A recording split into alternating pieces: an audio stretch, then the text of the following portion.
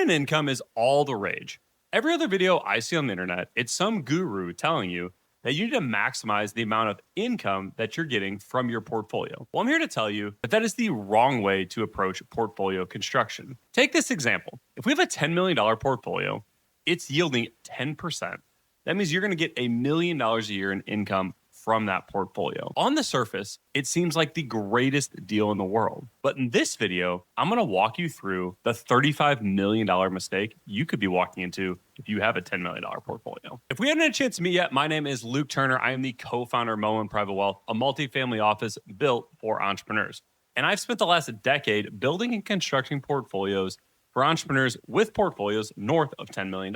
In today's video, I'm going to show you the exact framework I use after entrepreneurs have that big windfall. Now, before I tell you where the $35 million mistake comes in, let's talk a little bit about that $1 million in income that I was referencing at the very beginning of this video. Because again, you might be watching this video and be thinking, if I had $10 million, I would love to just get $1 million of income every single year. But the problem lies in taxes.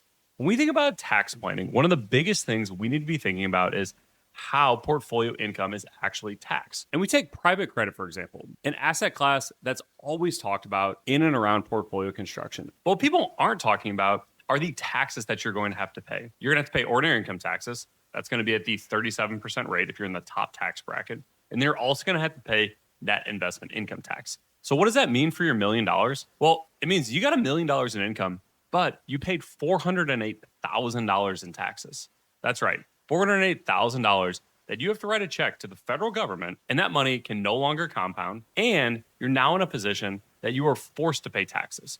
You don't get a choice. And as I reveal the way that we construct portfolios, you're going to have a lot more control over when you get to pay that tax bill. The IRS isn't going to determine it. You're going to get to determine it. Now, imagine you want to determine when you're going to get to pay taxes. So let's look at the 5 different levers that we could be pulling from a portfolio construction standpoint and how much control it actually gives you over your tax bill. So the first one on here is going to be unrealized gains. So I want you to think about unrealized gains the same way as the appreciation of your business. So as you continue to grow your business, grow top line revenue, grow bottom line revenue, you don't pay taxes along the way. The value of your business continues to go up. And the only time you have to pay taxes on the increase in the value of your business if you were to sell it. The exact same thing can be said for portfolio construction. The more we continue to let our stocks continue to grow without selling them, the more tax efficient we're going to be. Now, the next lever we can pull here is going to be municipal bonds.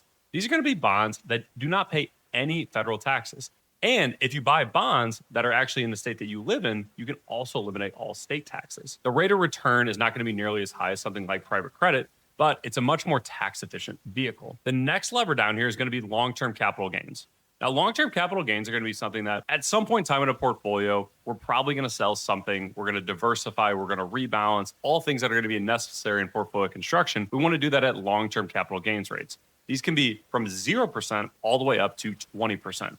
So still much lower than our 30% bracket. The next lever is our qualified dividend. So what people don't understand is that there are dividends that we could generate from the portfolio that are going to be taxed at a much lower rate than things like private credit. When we think about the portfolio as a whole, we want to make sure we're focused on qualified dividends. These are going to be dividends that are going to get taxed at that long-term capital gains rate. So again, from 0% all the way up to 20%.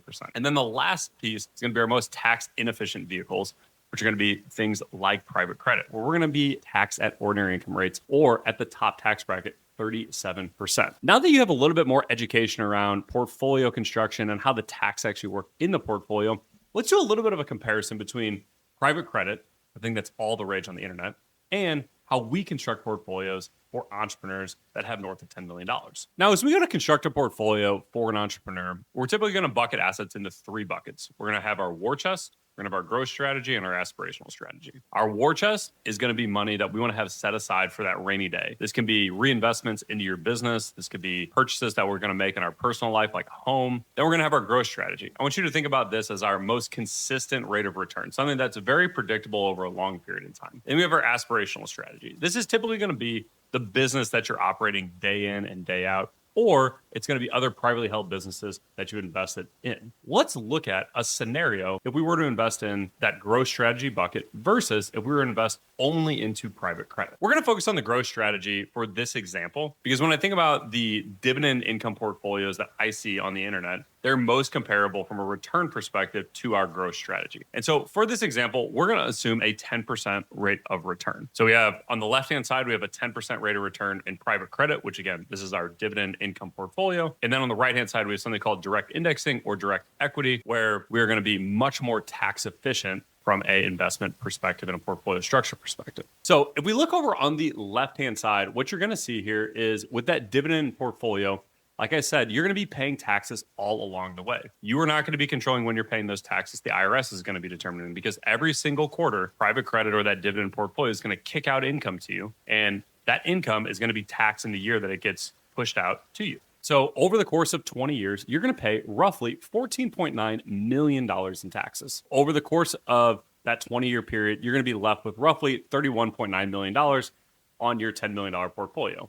Might not sound like a bad outcome when you think about a $10 million portfolio growing all the way to be worth $31.9 million. But it looks a whole lot worse when you think about it from a portfolio structure standpoint that makes sense and is tax efficient. On the right-hand side, you can see over the course of that 20-year period, we could potentially pay $0 in taxes, because there are certain ways that we can invest the portfolio. We're going to eliminate taxes along the way, and we're going to have a great deal of what we call unrealized capital gains. You remember, that's the most tax efficient way that we could be investing into the market. And that's going to leave us with a portfolio of roughly $67.3 million.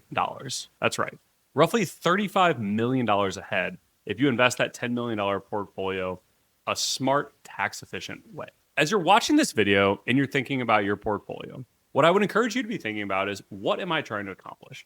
Am I trying to generate the highest amount of total return for a long extended period in time? If that is the question that you were trying to answer, I would highly encourage you to be cautious when you think about dividend income producing portfolios. They have a time and a place, but oftentimes for entrepreneurs that have had liquidity events, they are not the best vehicle for portfolio construction. If you enjoyed this video and you want to learn more about portfolios, income, taxes, specifically for entrepreneurs, hit that subscribe button. We're going to be putting out more and more videos just like this.